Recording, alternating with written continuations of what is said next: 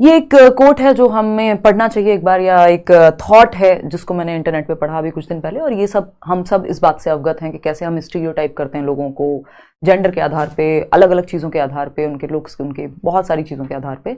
और एक कुछ लाइंस हैं कि अच्छे लड़के मोटी तनख्वाह की नौकरी करते हैं और अच्छी लड़कियां सुंदर होती हैं।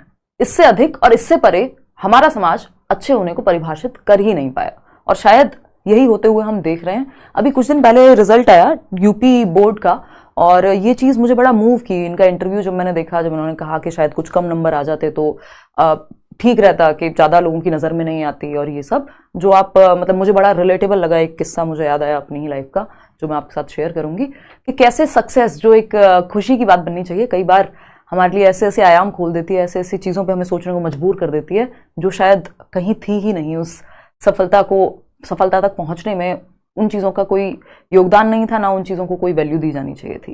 खैर, यूपी बोर्ड का रिजल्ट आया 2024 का। 10th में प्राची निगम ने टॉप किया, और 55 लाख बच्चों में, यूपी बोर्ड जो कि one of the toughest boards माना जाता है, मैंने खुद वहां से पढ़ाई की है, अपनी जो स्कूली शिक्षा है कुछ साल वहां रही हूं मैं। और यूपी बोर्ड की अगर हम बात करें तो 55 लाख लोग, यानी सीबीएसई में आई थिंक 35 लाख या 33 लाख लर्नर्स हैं जो अपीयर होते हैं एग्जाम को लेके। यूपी बोर्ड 55 लाख लोगों में एक लर्नर, एक बच्ची, एक टीनेजर 591 नंबर लेकर के आती हैं 600 में से, यानी 98% मार्क्स लेकर के आती हैं और टॉप करती हैं पूरे प्रदेश को। यानी बहुत अच्छे से उन्होंने पढ़ाई की होगी, है ना। संज्ञानात्मक क्षमताओं का बहुत ही अच्छा उदाहरण है ये, कि उन्होंने कितने अच्छे से अपनी कॉग्निटिव स्किल्स को यूज किया। लेकिन हमारा सारा ध्यान कहाँ चला गया उनके, कि वो फिजिकली दिखती कैसी हैं, या फिर इस बात पे कि फेशियल हेयर हैं उनके, जो कि एक इतनी नॉर्मल बात है। जो ह्यूमंस यानी हम सभी मनुष्यों के फेशियल हेयर भी होते हैं भाई, हमारी बॉडी पे भी हेयर होते हैं, कितनी कॉमन सी बात है। उनको एक हार्मोनल दिक्कत के चलते या इम्बैलेंस के चलते वो ज्यादा विजिबल रहे, और लोगों ने सारा ध्यान उस चीज पे लेकर के चले गए। लोगों ने बहुत ट्रोल किया, और लोगों ने बहुत सराहा भी, ऐसा नहीं है कि सिर्फ ट्रोल किया।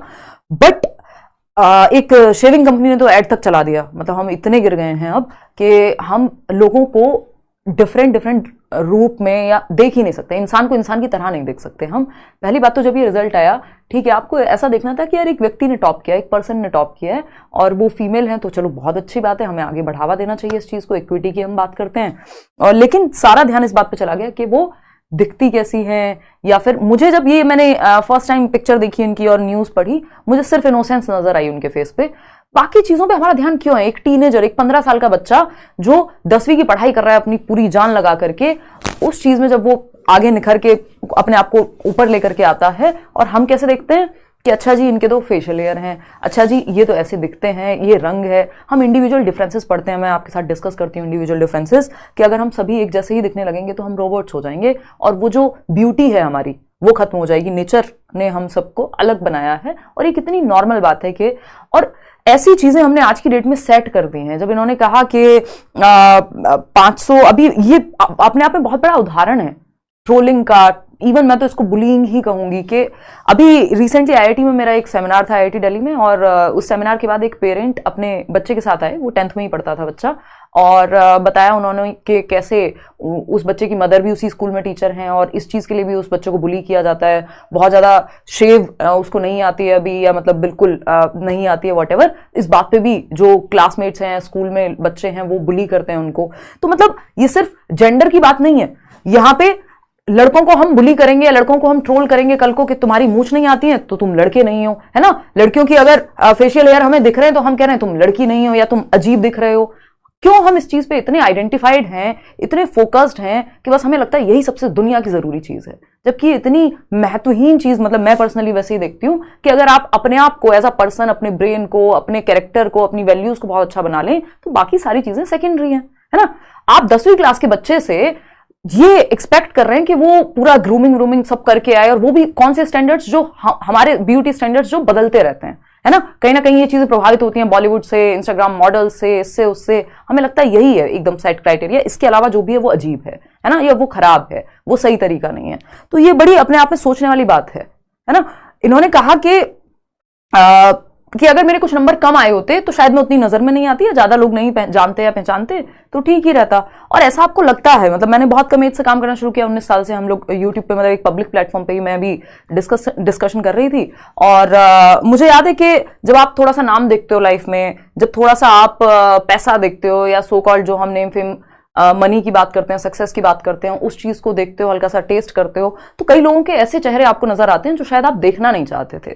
मुझे याद है मैं एक फ्रेंड को बोल रही थी कभी फोन पे, एक दिन कुछ ऐसी डिसअपॉइंटिंग चीजें हुई, मैंने देखा पर्सनल लाइफ में, है ना, कुछ एक दो क्लोज वंस को देखा कि जिनसे एक्सपेक्टेड था कि यार ये तो ताली बजाएंगे ना आपकी सक्सेस पे, वो इनसिक्योर होते नजर आए, या वो अजीब सा रिएक्शंस देते नजर आए।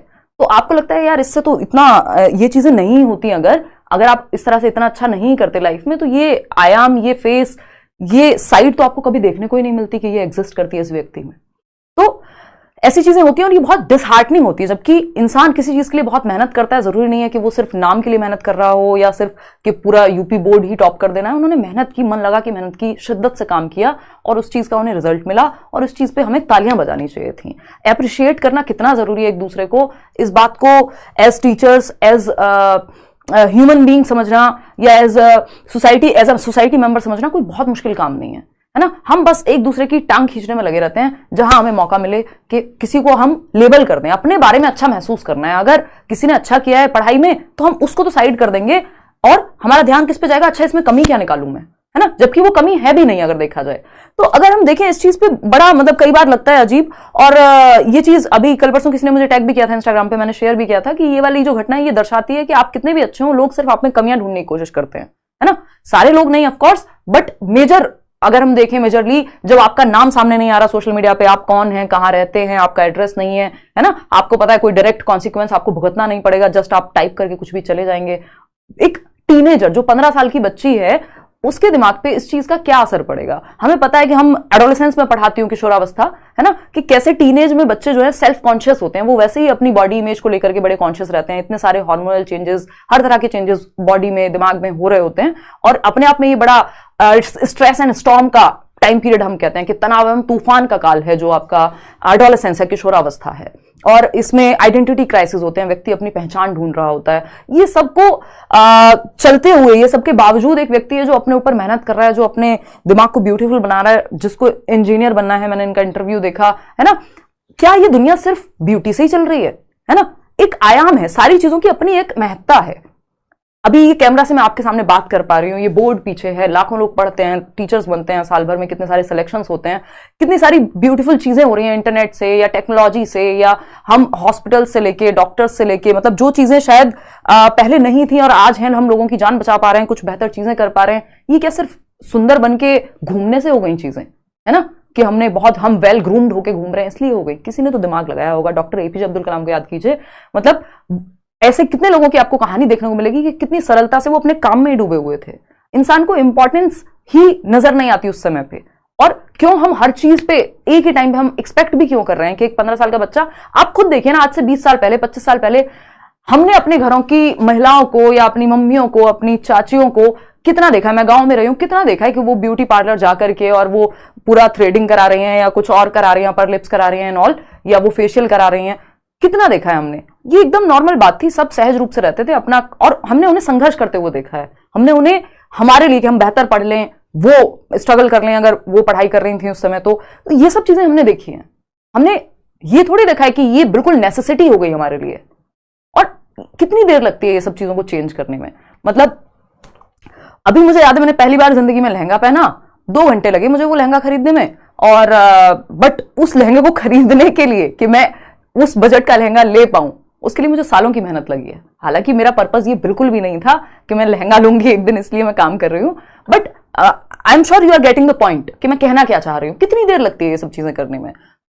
एक और इंसिडेंट है, अभी रिसेंटली मैं आपको बताऊंगी। मैं गोवा गई थी, है ना, तो मैं गोवा गई थी और फर्स्ट टाइम गोवा गई मैं, क्योंकि बहुत सालों से काम में बिजी थी, दोस्त प्लान बनाते रहते थे, हो नहीं पाता था कभी। और एक वीकेंड था, मेरे पास 2 ही दिन थे, पता नहीं दिमाग में क्या आया, मैंने कहा यार गोवा चलते हैं।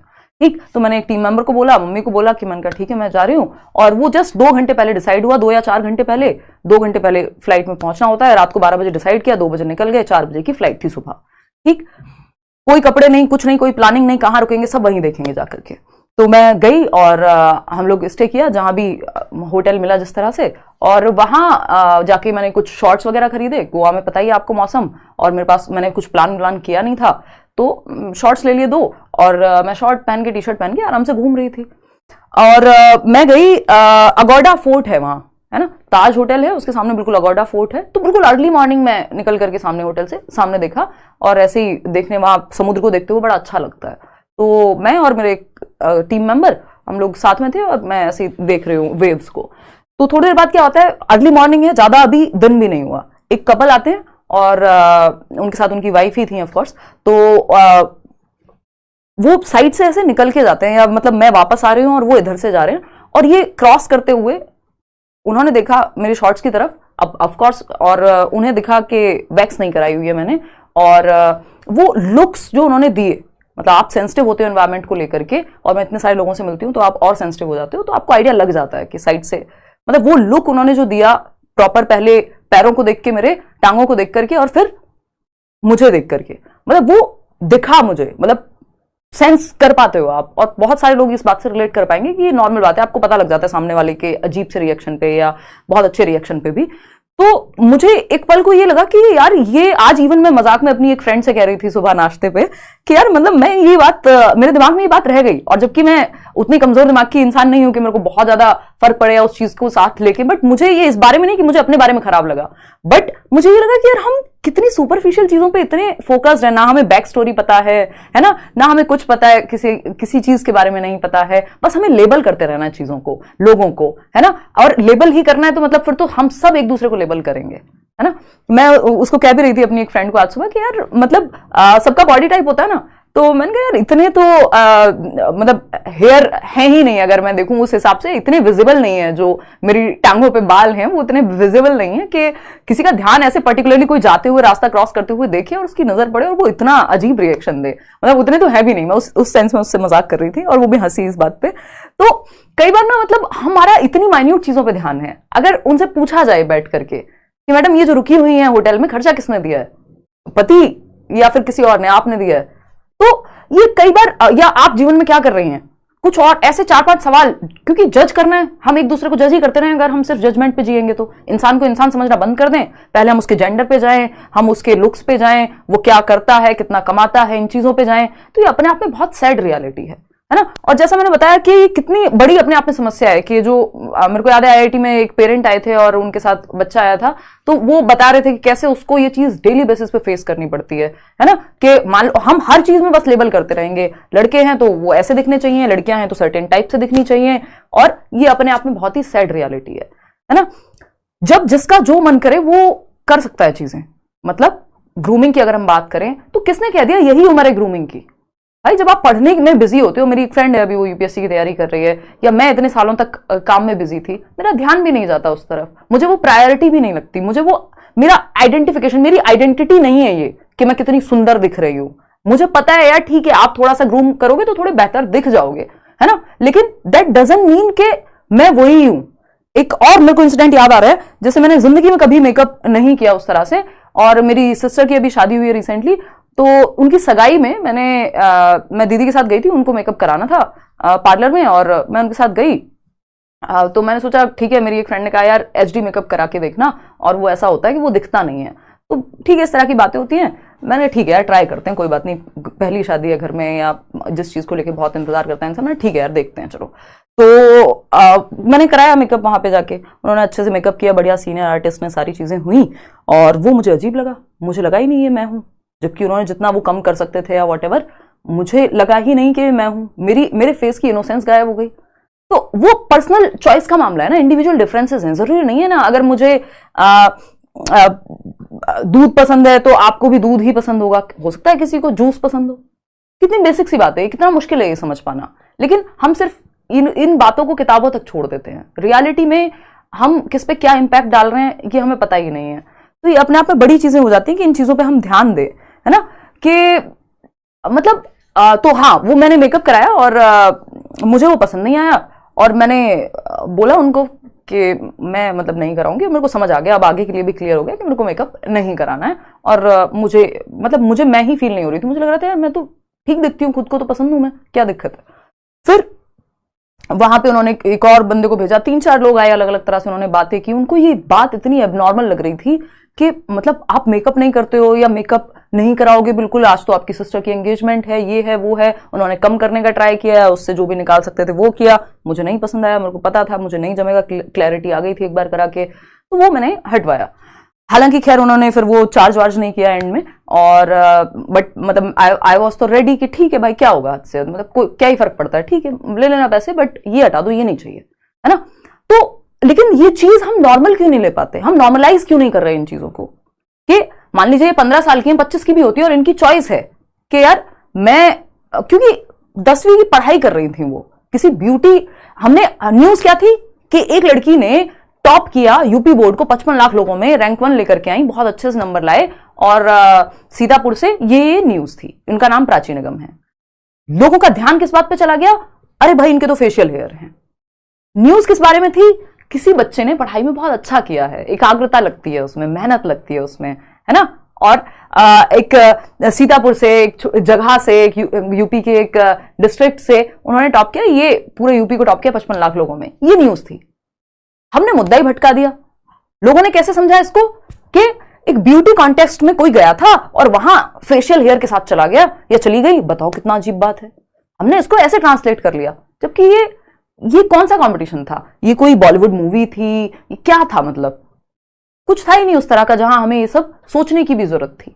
हमें इस चीज को नॉर्मलाइज करना है, तभी फिर हम इंक्लूसिविटी की बात ही करते रह जाएंगे। 5-5 नंबर के टॉपिक हैं, अगर हम देखें टीचिंग एग्जाम्स में, इंक्लूसिव एजुकेशन के, हम सबका समावेशन करें, सबको साथ लेके चलें, और सब अच्छे ही होते हैं, सबकी अपनी कुछ क्षमताएं होती हैं, वो सब पढ़ाई की बातें, किताबी बातें रह जाएंगी, क्योंकि एक्चुअल में तो हम ऐसे ही रह जाएंगे। तो ये सोच को हमें थोड़ी सी बदलने की जरूरत है, और एज टीचर्स तो हमें बहुत ज्यादा ध्यान रखने की जरूरत है इन चीजों का। मैंने देखा उनकी मदर भी, प्राची की, बोल रही थी कि हम लोग डॉक्टर के पास जाने वाले थे, बट बोर्ड्स आ गए और फिर थोड़ा सा व्यस्त हो गए और नहीं जा पाए। ठीक है, वो जाने वाले थे, नहीं भी जाने वाले थे तब भी, ये मतलब हाउ डज इट मैटर।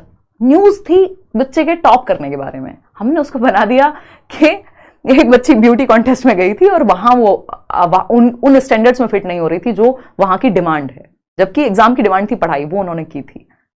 तो हम मुद्दे से भटक जाते हैं। हमने बॉक्सेस बनाए हुए हैं और हम चाहते हैं, अगर हमने ट्राइंगल का बॉक्स बनाया हुआ है तो इसमें हम सर्कल को तो फिट बिल्कुल नहीं होने देंगे, है ना। हम शोर मचा के रखेंगे, हम लोगों को जज करेंगे, हम लोगों को इसी बात से जज करेंगे कि वो कैसे दिखते हैं, वो क्या पहनते हैं, है ना। सारा ध्यान हमारा इसी बात पर रहेगा। तो ये अपने आप में बड़ी खराब बात है कि ऐसा हमें नहीं करना चाहिए, है ना। क्यों हमें फिट करना है ट्राइंगल में सर्कल को, या फिर अगर हम देखें हमने ऐसे बॉक्सेस बना दिए जहां सर्कल है तो सर्कल ही है, जहां ट्राइंगल है तो ट्राइंगल ही है। क्या दिक्कत है अगर हम एग्जिस्ट कर पाए, अगर इस ट्राइंगल में एक सर्कल हो, इस ट्राइंगल में एक स्क्वायर हो, क्या दिक्कत है, तब भी तो इतना ही ब्यूटीफुल रहेगा, है ना। जैसा कि हम बात भी करते हैं, क्या दिक्कत है इस पिक्चर में, सब अपनी अपनी अलग शेप में है, सब अपनी अपनी धुन में है। यही जो हमारे डिफरेंसेस हैं, चाहे वो हमारे इंटरेस्ट को लेके हो, हमारे एप्टीट्यूड को लेके हो, एटीट्यूड को लेके हो, ये सब चीजें क्या है, यही तो ब्यूटीफुल बनाती हैं दुनिया को, कि हम भिन्न हैं एक दूसरे से। नहीं तो हम रोबोटिक हो जाएंगे। ऐसे पेन 100 बनाए जा सकते हैं, लेकिन एक ऐसा इंसान या आपके जैसा इंसान दूसरा नहीं बन सकता। आप अपने आप में यूनिक हैं, ये हम पढ़ पढ़ के मरे जा रहे हैं, बट हम समझ नहीं पा रहे हैं इस बात को। और ये बहुत जरूरी है हमारे लिए। इंटरनेट को हमें अच्छी चीजों के लिए यूज करना चाहिए, लोगों को आगे बढ़ाने के लिए, इंफॉर्मेशन के लिए, इस चीज के लिए नहीं। तो होपफुली मैं अपनी बात क्लियर कर पाई हूँ। मेरे मन में बड़ी बातें थी ये कि मतलब मुझे बोलना चाहिए इस बात पे कि हम सेंसिटिव हो इन चीजों को लेकर के, और अगर कोई इस तरह की बात कह रहा है या हमारे मन में खुद भी आ रही है तो हम क्वेश्चन करें उस चीज को कि क्या ये नॉर्मल है ये सोचना, क्या जरूरी है हमें खुद के बारे में अच्छा फील करना तो किसी के बारे में बुरा बोलना ही होगा, है ना, या उसमें कमियां ढूंढनी ही होंगी, क्यों, और इसको हम कमी क्यों कहेंगे। मतलब अगर कोई बाय चॉइस भी चूज करता है, मेरा काम पढ़ाना है, तो मैं इस बात पे ध्यान दूं कि मैं कौन सा सूट पहन के आई हूं, या मैं क्या कर रही हूं, मैं कौन सा मेकअप करूं, या फिर मैं इस बात पे ध्यान दूं कि मेरी क्लास कितनी अच्छी होगी आज। मेरे लिए प्रायोरिटी मेरी क्लास रहती है। बेशक 2 दिन में सेम कपड़े पहन लूं, कोई फर्क नहीं पड़ेगा। तो आपके लिए जरूरी क्या है वो तय कर लीजिए और उस हिसाब से चलिए। फिर बाकी सारी चीजें 2-2 मिनट के काम होते हैं यार। खैर, अंत में मैं अपनी बात को कंक्लूड करते हुए यही कहूंगी, प्राची निगम तक अगर ये बात पहुंच पाएगी कि, या हम सब भी ये बात मान लें कि the world is not a fair place, उतने अभी हम फेयर नहीं हुए हैं। ये बेयर मिनिमम है हालांकि कि हम इतना मान लें, लेकिन सक्सेस अपने साथ कुछ चैलेंजेस लेके आती है ना, कुछ पार्ट एंड पार्सल लेकर के आती है, कुछ कॉस्ट हैं हर चीज की शायद, और जितना जल्दी हम फेस कर लेते हैं लाइफ में उतना जल्दी हमें कई बार समझ आ जाता है। अनफॉर्चुनेट है, नहीं करना चाहिए, बट अगर करने को मिल जाए तो हमें सीखना ही चाहिए उस एक्सपीरियंस से। और ये मेरे और आपके लिए भी एक ऐसा अनुभव है कि हम चीज़ें जो पढ़ते हैं उनको अप्लाई कर पाएँ।